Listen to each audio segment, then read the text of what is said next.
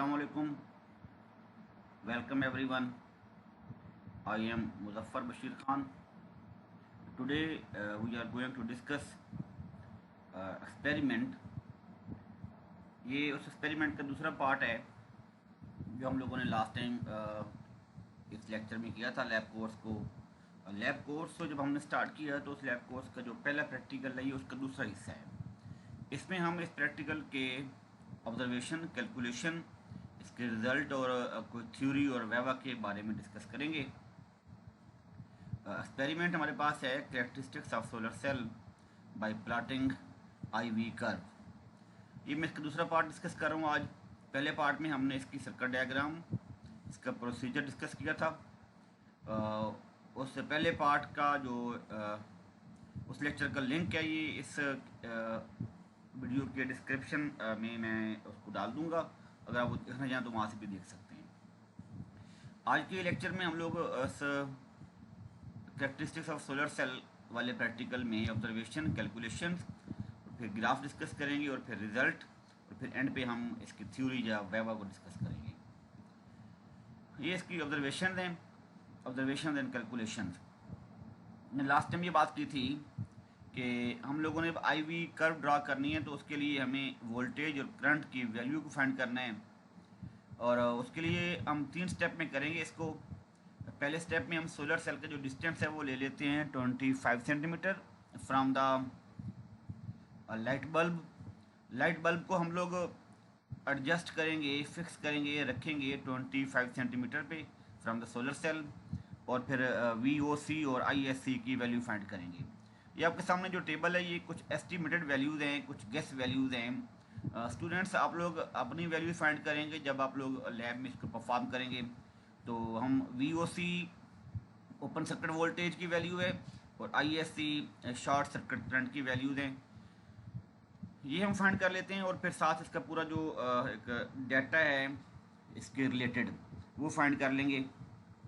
इस तरह फिर पहला डाटा फाइंड करने के बाद जब आप डिस्टेंस को चेंज करते हैं, लाइट बल्ब का डिस्टेंस बढ़ा देंगे सोलर सेल से। फर्स्ट केस में 25 सेंटीमीटर रखा, सेकंड केस में 35 सेंटीमीटर, और फोर्थ डाटा लेने के लिए हमने इसको 65 सेंटीमीटर पे रखा है लाइट बल्ब को।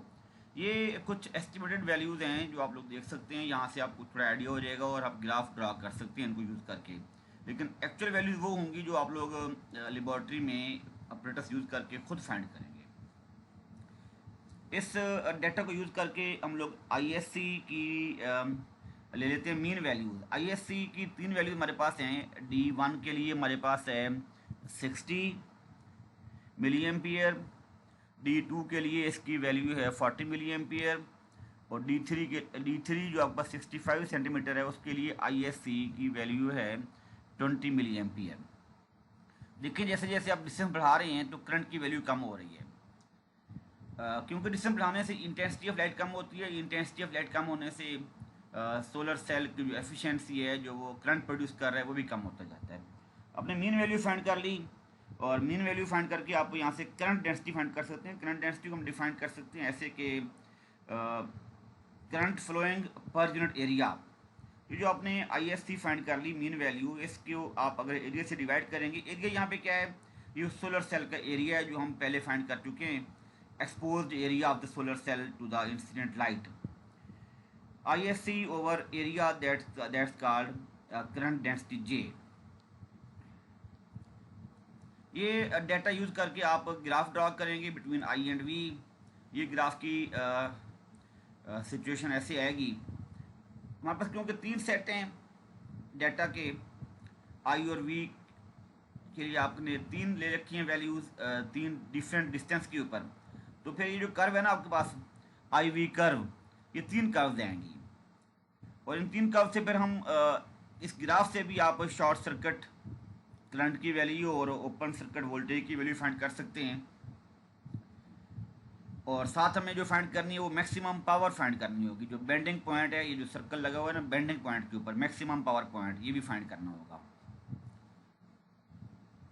तो इस ग्राफ से जो डाटा हम लेंगे वो ये लेंगे, data from the graph. 3 curve हैं, first curve, second curve, third curve. हर कर्व के लिए आप शॉर्ट सर्किट करंट ISC और ओपन सर्किट वोल्टेज VOC की वैल्यू फाइंड करेंगे। ये ऑलमोस्ट वही वैल्यूज आती हैं जो हम लोगों ने पहले डाटा में फाइंड कर रखी हैं। देखिए फर्स्ट कर्व में 60 मिली एम्पियर, फिर सेकंड कर्व के लिए 40 मिली एम्पियर और थर्ड के लिए 20 मिली एम्पियर की आपके पास ISC की वैल्यू है। इसी तरह इसके जो कॉरस्पॉन्डिंग जो VOC की वैल्यू भी हमने यहाँ से ग्राफ से फाइंड कर लेनी है।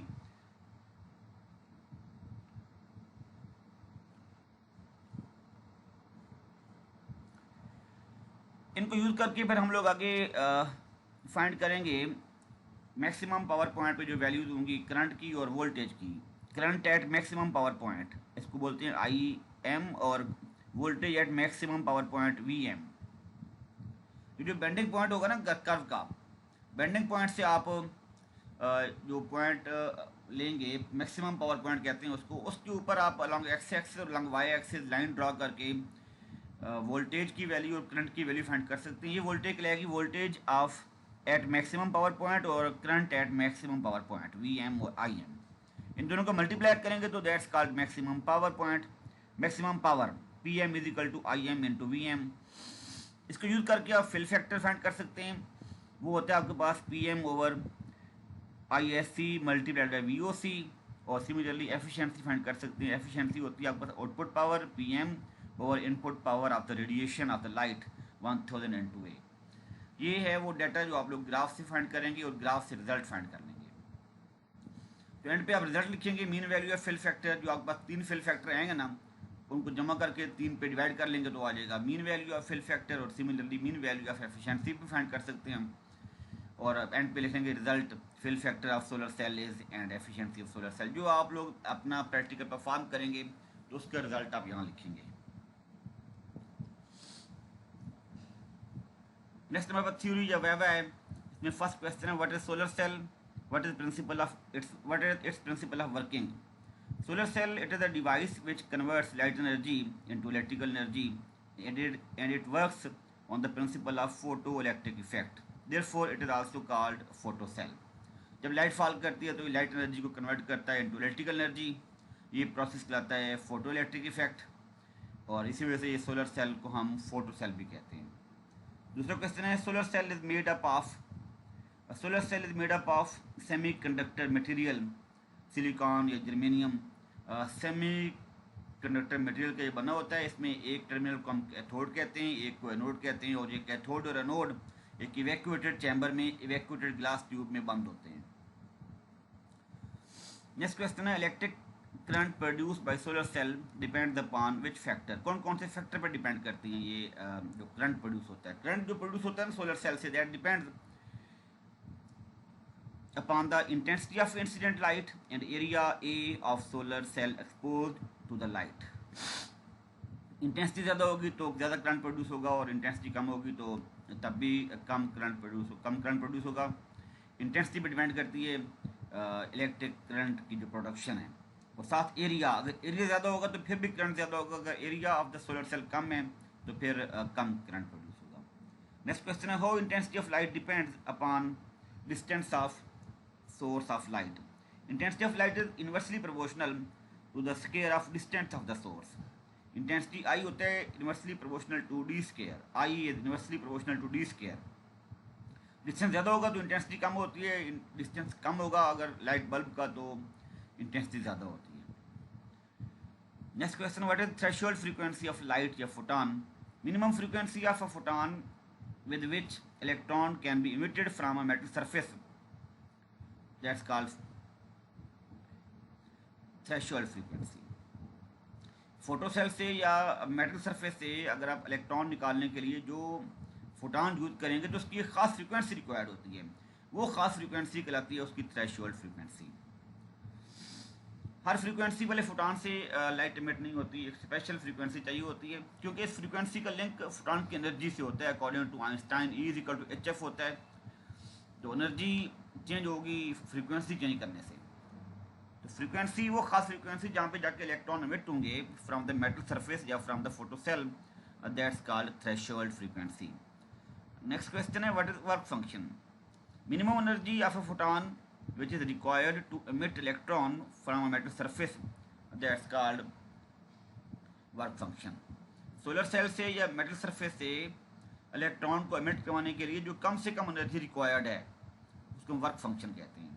अगर फोटॉन की एनर्जी सोलर सेल के वर्क फंक्शन से कम होगी तो फिर इलेक्ट्रॉन एमिट नहीं होंगे। What is short circuit current ISC of solar cell? Maximum current that a solar cell can produce without damaging its construction is called short circuit current ISC. It is determined by connecting the terminals of solar cell direct with each other making short circuit. अगर आप short circuit कर देंगे, terminal को direct connect कर देंगे, दरमियान में कोई और रेजिस्टेंस नहीं होगी अगर, तो उस वक्त जो मैक्सिमम करंट फ्लो करेगा, ये मैक्सिमम करंट प्रोड्यूस होगा from the solar cell, that's called its short circuit current. Next है करंट डेंसिटी। करंट फ्लोइंग पर unit area is called current density. J is equal to होता है I/A। J यहाँ पे symbol है current density का। Ampere per metre square इसका unit होता है करंट डेंसिटी का। What is open circuit voltage of a solar cell? Voltage across the terminals of a solar cell when no load is connected, when almost zero or minimum current flows is called open circuit voltage. Next question, define fill factor of a solar cell.